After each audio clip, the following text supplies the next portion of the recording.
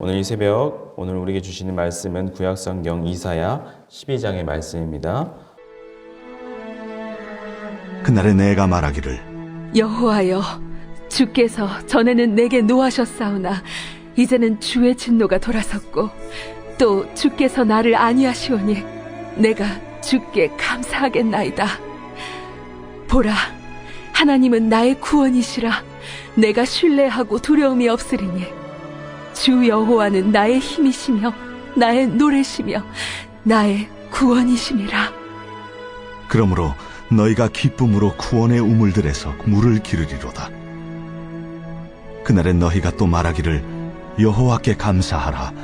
그의 이름을 부르며 그의 행하심을 만국 중에 선포하며 그의 이름이 높다 하라.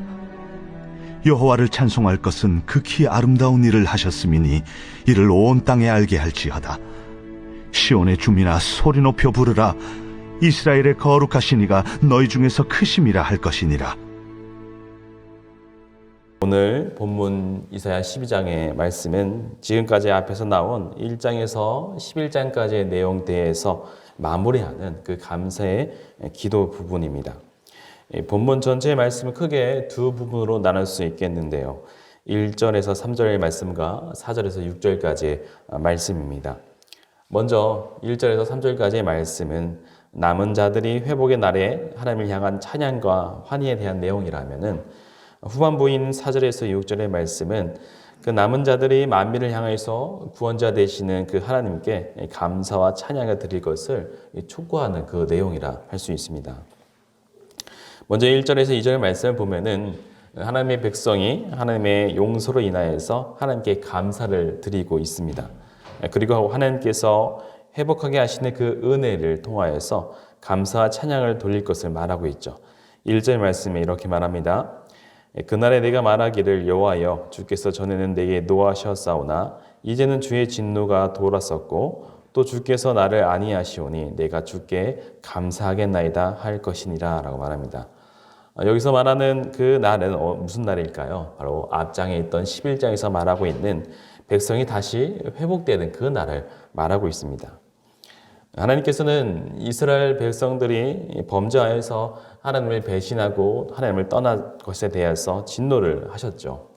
북이스라엘 같은 경우는 아수르를 통하여서 벌하시고 그 아수르 땅에 포로로 끌려가게 하셨습니다. 남유다도 마찬가지로 이 아수르를 통하여서 멸망 직전까지 위기까지 가도록 하셨습니다. 그런 하나님의 징계에도 이 남유다는 정신을 차리지 못하고 더욱 타락하게 되죠. 이번에는 바벨론을 들어서서 남유다마저 멸망시키고 그리고 바벨론 땅으로 포로가 되어서 끌려가도록 하셨습니다. 결국 하나님의 선민들은 아무런 소망을 가질 수 없는 그런 상황 가운데 있었죠. 그와 같은 절망적인 상황 가운데 이스라엘을 다시 회복시킬 것이라고 11장의 말씀 말하고 있었습니다. 바로 이때 하나님의 섭리의 결과를 증거할 그 선민들의 찬양을 기록한 것이 바로 오늘 본문의 말씀인 것입니다. 이 본문의 찬양에서 우리가 주목할 내용은 무엇일까요? 전에는 노하셨으나 이제는 주의 진노가 돌았었고 주께서 우리를 아니하시오니 주께 감사하겠나이다 라고 하는 그 찬양에 고백하는 부분입니다.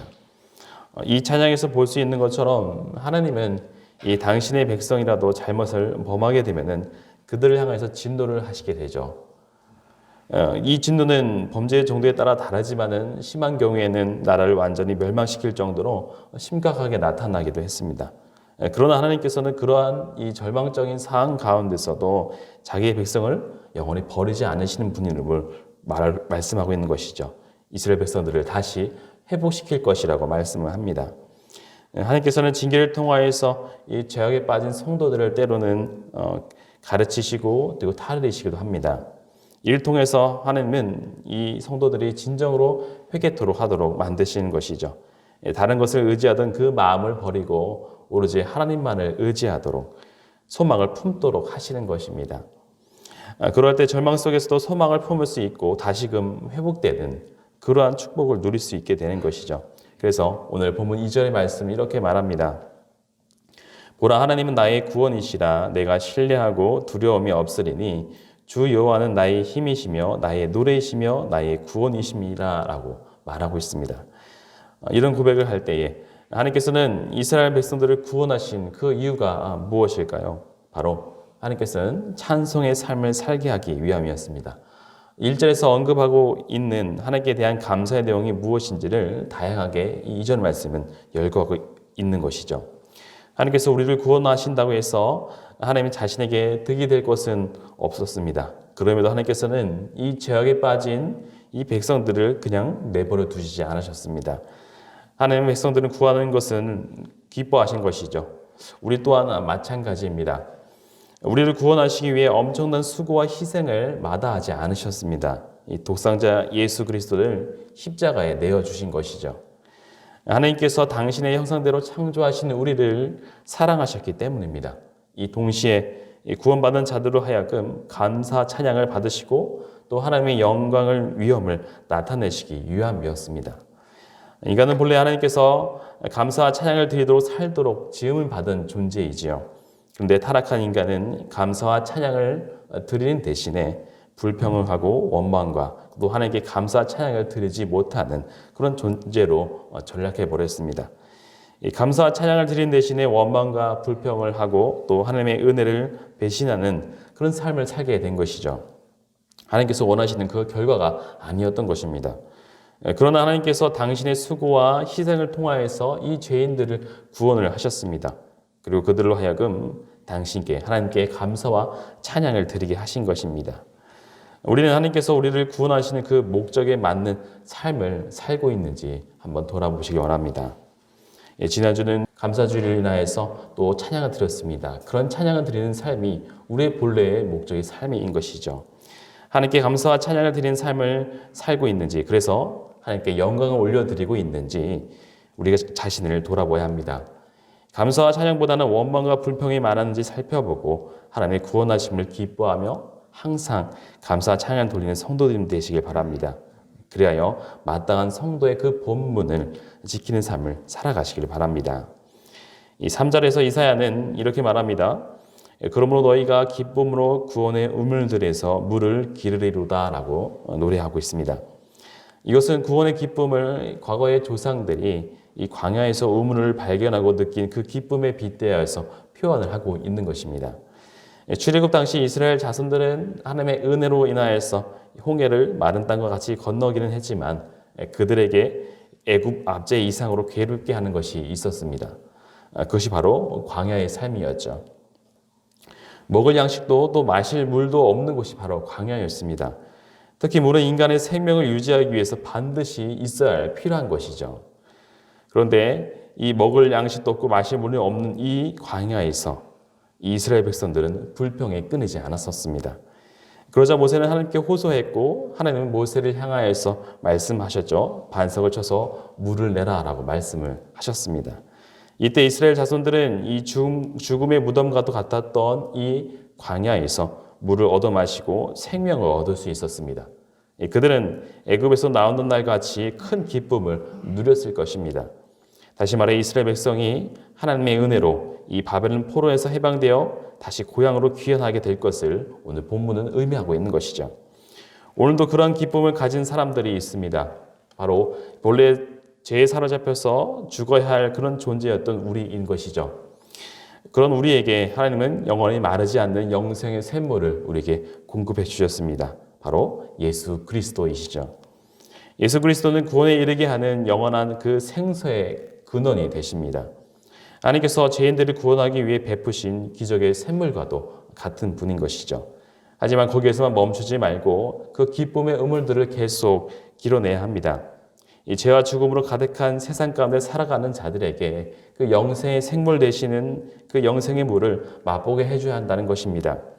예수 그리스도의 안에서 풍성한 생명의 샘물을 마시고 그것을 나누는 그런 생명의 삶을 살아가라는 것을 바로 오늘 우리에게 주신 사명인 것이죠. 이제 본문 4절에서 6절의 말씀은 이스라엘 백성들이 하나님을 찬양할 이유가 나옵니다. 그것은 하나님께서 극히 아름다운 일을 행하셨기 때문이죠. 5절의 말씀이 이렇게 말합니다. 여호와를 찬송할 것은 극히 아름다운 일을 하셨음이니 이를 온 땅에 알게 할지어다 라고 말씀합니다. 여기서 하나님께서 행하신 아름다운 일이란 무엇일까요? 1차적으로는 이스라엘을 이방의 압제에서 구원하신 이를 말합니다. 하나님께서는 애굽에서 이스라엘 백성을 구원하셨고 또 이 아수르의 손에서도 건져내셨고 바벨론 포로에서도 구출을 하셨습니다. 이스라엘 구원과 회복은 하나님의 신실하시며 크고 놀라우신 그 사랑과 긍휼의 결과였습니다. 하나님은 당신의 백성을 구원하시기 위해 세상의 그 모든 나라들까지 세우고 또 무너뜨리시는 그 하나님의 모습은 이 백성들에게 있어서 너무나도 기이하고 아름다운 것이 아닐 수 없습니다. 그것을 온 땅에 알게 해야 한다고 말씀을 하고 있는 것이죠. 이 말씀은 오늘 사는 우리에게도 해당하는 말씀입니다. 이스라엘 구원 사건 이상으로 극히 아름다운 사건이 있기 때문이죠. 우리 죄인들을 위해서 당신의 그 아들을 십자가의 죽음이라는 대가를 치르고 우리를 구원하신 것입니다. 하나님은 우리에게 이 사랑의 긍휼을 베푸시고 우리를 영원한 멸망으로부터 구원을 하셨습니다. 바로 그리고 우리를 당신의 자녀로 삼으셨죠. 사실 이것이 우리가 온 땅에 알게 할 그 모습, 그 내용인 것입니다. 우리는 구원받은 자들에게 마땅한 삶의 모습이 어떤 것인지를 오늘 본문을 통하여서 알 수 있습니다. 이 놀라운 사랑과 은혜를 체험한 성도들은 영원히 하나님을 높이며 찬양하며 하나님께 영광을 올려드려야 하는 것이죠. 그리하여 온 세상이 하나님의 이름과 또 그 행하시고 아름다운 영화로운 일에 찬양과 영광을 돌리게 하는 것, 바로 그것이 오늘 우리에게 주어진 본문입니다. 특별히 하나님의 사랑을 모르는 열방과 사람들에게 이 사실을 가르쳐야 하며 선포해야 할 것입니다. 온 세상에 하나님을 찬양하는 날, 그날에 오기를 사모하고 또 그날이 오도록 수고하는 것, 그것이 하나님의 축복을 받은 성도가 마땅히 감당해야 할 본분입니다. 그 본분을 다하는 오늘 하루가 되시길 바랍니다. 내 주변의 사람들에게 또한 주님을 알지 못하는 내 주변의 이웃들에게 온 세상에 하나님께 찬양과 영광을 올려드리는 그날이 오도록 우리가 그 일을 감당하는 또 오늘 하루가 되시길 바랍니다. 함께 기도하도록 하겠습니다. 사랑과 은혜가 많으신 아버지 하나님 감사합니다.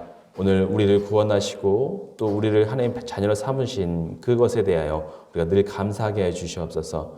우리 삶 가운데 감사할 일이 그 하나만으로도 충분하다는 것을 깨닫게 하시고 우리 삶 가운데 불평과 원망이 있습니까? 그 모든 것들을 모두 다 없애주시고 사그러들게 하시고 오직 주님을 향한 그 감사와 찬양이 넘쳐난 삶을 살게 하여 주옵소서. 우리를 통하여 하나님께서 행하신 그 아름다운 놀라운 일들이 증거되는 삶을 살기 원합니다. 우리를 통하여서 살아계신 그 하나님과 하나님의 일하심이 증거되는 삶이 되게 하도록 우리 삶을 인도하여 주시옵소서. 주님, 오늘 하루도 이 기도회를 통하여서 하나님께 나아갑니다. 우리 삶을 온전히 맡겨드리며 주님의 인도하심을 바라며 주님의 이끄심을 바라는 그런 삶을 살도록 우리를 이끌어 주시옵소서.